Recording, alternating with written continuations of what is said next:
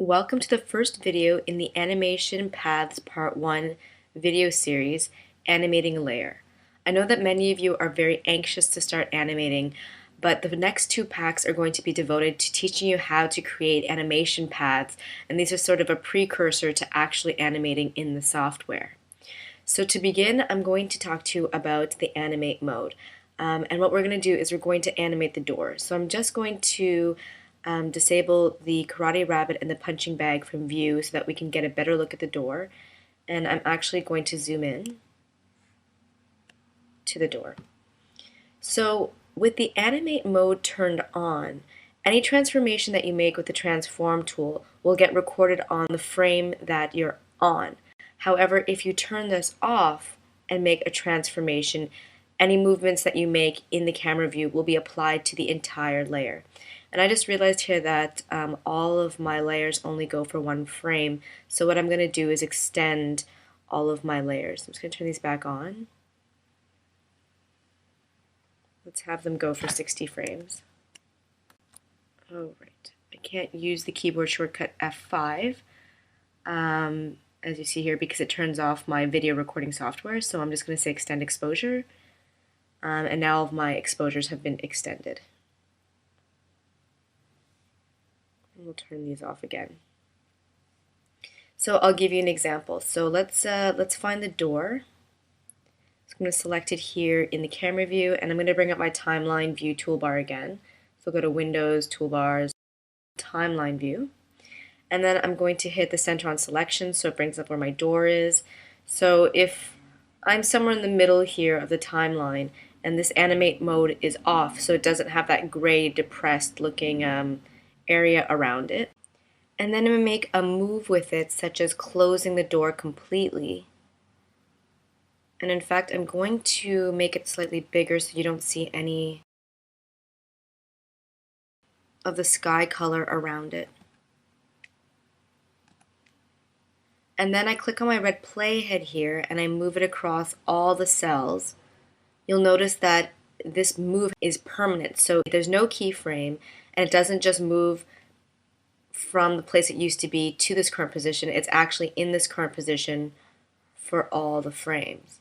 However, if I do want a keyframed and interpolated movement, what I can do is I can select a spot that I want, let's say frame 30 for example. I can put on the animate mode, and then I can slide this door to a new position. And I'm wobbling a bit here, so I might be actually moving the Y as well as the X. So that's when it comes in handy to use parts of the data view, for example, where if you want to be sure that you're just using the X position and not the Y position. So I can undo that and then just move along the X position here. So we know for sure it hasn't moved anywhere on the Y. So now you can see that there's actually a keyframe that appeared on frame 30, this one was always here, and that there's an arrow showing you that there's some type of interpolation between the position that was at frame 1 and the position that is at frame 30. If you slide your playhead across, you'll see that it's the door sliding open. And instead of just moving your playhead back and forth, there's actually a way to do a playback. The fastest and easiest way is by clicking on this blue button here. So I'm just going to set my playhead back at frame 1 and click this, and you'll see the door slide open. There are other ways to do playbacks as well. You can see a playback in the top view, the side view, and the perspective view. So to see this same animation occur in the top view, you just have to go to Play, Enable Playback, Top View. And I have to have my red playhead set at 1 before I do that. And then when you click on the play button, you could see it here. You saw the movement. Let me zoom in. Let's do that one more time. And so we see it sliding along there. And you can do the same for the perspective view. So maybe let's do that here.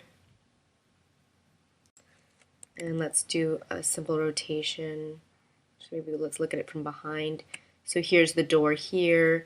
if we go play, enable playback, perspective view, and then we do the play, you can also see it here in the perspective view. Of course, you can also do that for the side view, though I don't think you would see anything because what you'd be seeing in the side view is this. So it would appear as if it's in the same spot, even though it's sliding towards you. I'll show you what I mean. So I believe our door is right here, and I can enable the playback, but I don't think you're going to see much. So side view, and then we press the play button. So you can see it moving slightly there, but it doesn't look like it's moving at all here. So you have to judge what's the best view to look at your playback from depending on what you need to see. So that's it for the tutorial animating a layer. Stay tuned for the next tutorial all about pegs.